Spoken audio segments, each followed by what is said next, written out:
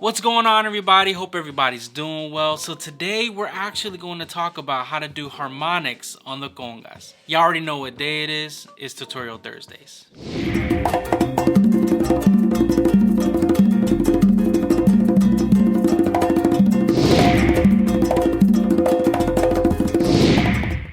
Welcome to Percussion Life. My name is Eric Perez. Some of you already know that by now, but just had to welcome you to the channel, and I do hope that you enjoyed these videos. And if you haven't subscribed already, just hit that subscribe button, hit that notification button, find out whenever I upload, and I normally upload videos that you request.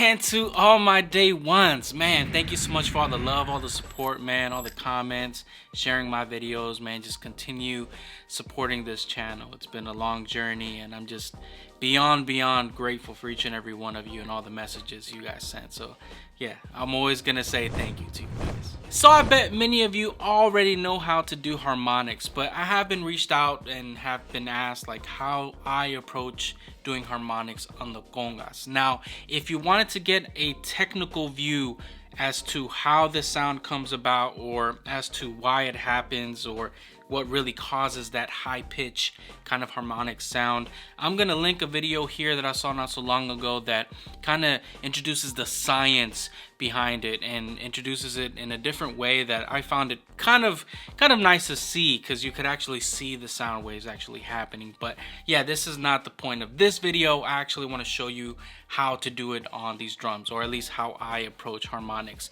on the congas. So there's a couple of ways that I do a harmonic note on the congas. Sometimes I do it with one finger, and if I have a little bit of a nail, that actually kind of helps out. And what I'll do is I'll put that finger in the middle of the drum, like literally at the center of the drum, and then either, depending on what I'm trying to do or accomplish the sound, I'll either use my fingers, so this half of my hand, or if not, I approach it as if I'm doing a normal open. So just to kind of let you hear the difference in that.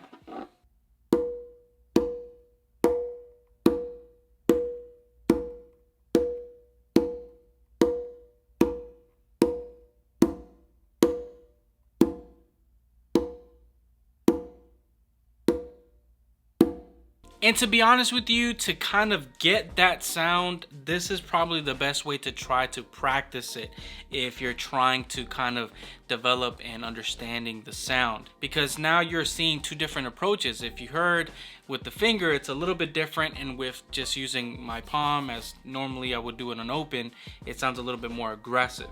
But the way I would try to practice it to stay consistent is I would literally just stick my finger right here, do it with my fingers, and then do it with, like if I were to do an open. And I would literally practice like that just to try to understand the sound and trying to get and memorize kind of, all right, this is how it would normally sound this way. Now, another way to approach it is you could either do two fingers like this and put it down, or three fingers like this and put it down, using your non-dominant hand as a support to make that sound, and then with your dominant hand making the actual sound.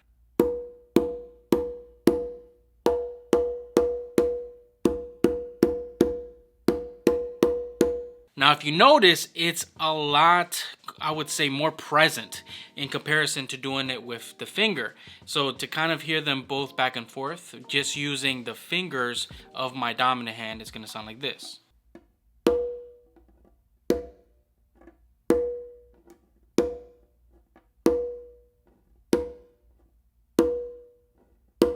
So if you heard that with the fingers, even though it's a little bit more present, there's less resonance. There's less, I would say, overtone and more notes kind of just going off in the ether if you do it with those three fingers. But if you do it with one finger, it's like it echoes. It kind of just flows a little bit longer.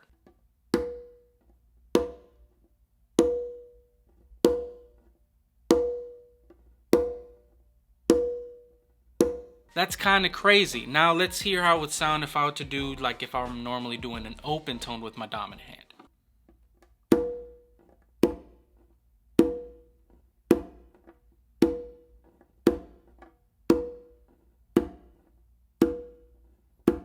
And it's kind of crazy because it kind of like dulls it down and it doesn't resonate as much, or it doesn't sound as present as the one with just using the fingers. Now that's something that you're going to start to understand when you start to mess around with different notes on each drum and start to understand that there's different characteristics in a harmonic when it comes to congas. But once you start to practice and to understand, all right, this is how I have to get it every single time, this is where I need to be in order to obtain that sound. Now comes the tricky part, is not really just leaving it there and then doing the note, but actually doing it at the same time. So for example,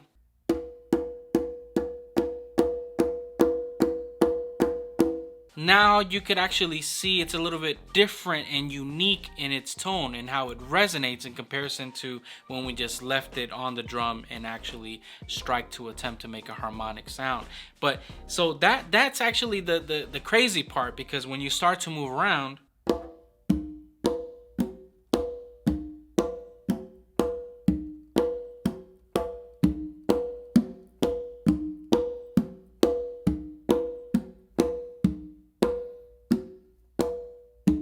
it starts to be kind of playful and very different. But you could only get to that when you start to kind of understand each drum or each note and try to see, all right, maybe I could hit it here, and that's when it's going to start to sound different. Now I did that using 2 fingers. Now let's try to do it with 1 finger.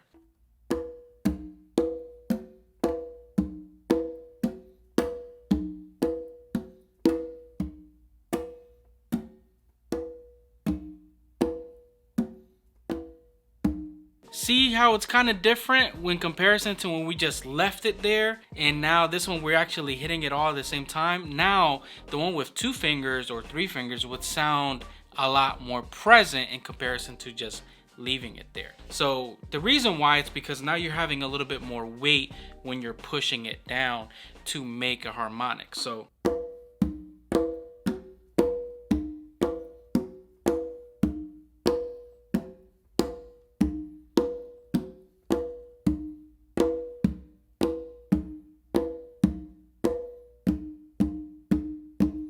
and it's kind of cool because if you listen to each note individually,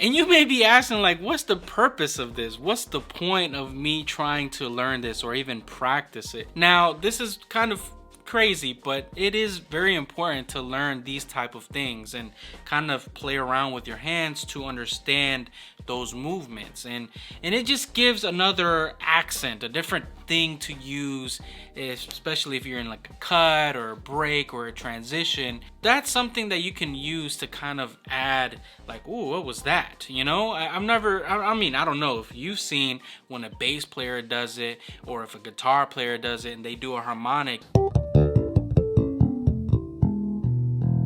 Someone says, that's bass. All that, you know. That's all bass. What? You're like, man, that was kind of cool. That was very different. And it kind of just adds a little bit more enhancement to their playing. It just sounds a lot better.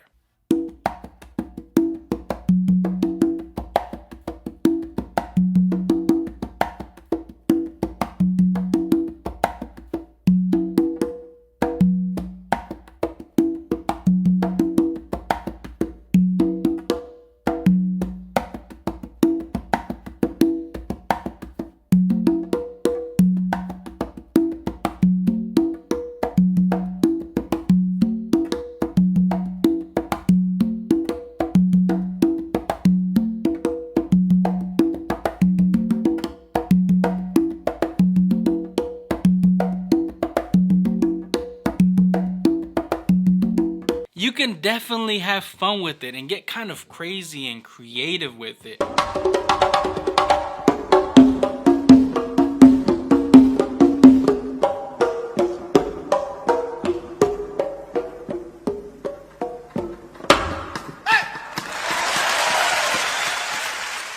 something that I saw Yorol de Abreu do once. He'd actually use that as a bell to use in the middle of a tumbao in his solo. It's kind of crazy.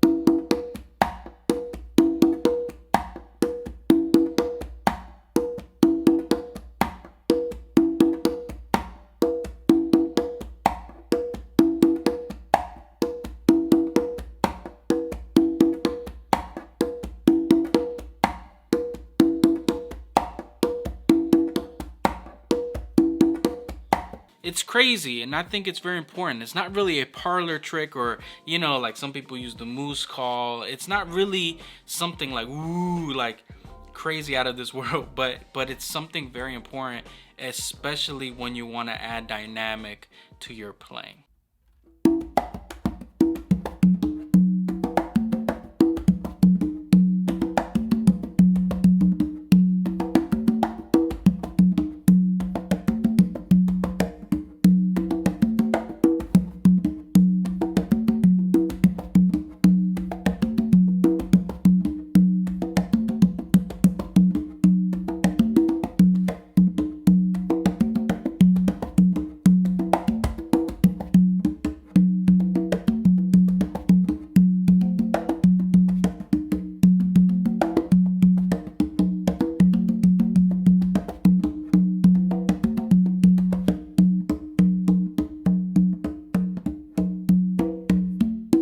Again, these are just things that are very important to learn because they're just more tools to work with, more things that you have accessible to you, just more notes, man, more notes to use while you're playing. You can see there's different things that you can use them for, especially if you're soloing or if you're doing a transition. It's something that you can use to just really help and elevate your playing. Again, I know this is not, you know, the hardest thing in the book, but you know, try it out, practice it, try to move around, do exercises like this.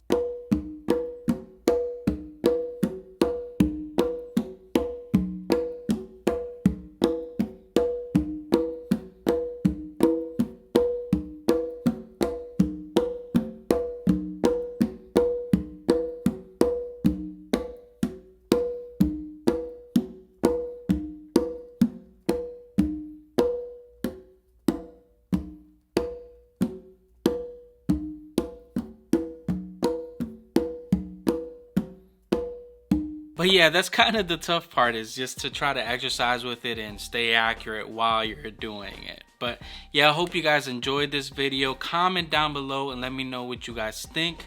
Y'all already know what to do. Like, subscribe, and I'll see you guys in the next video. Have a great day.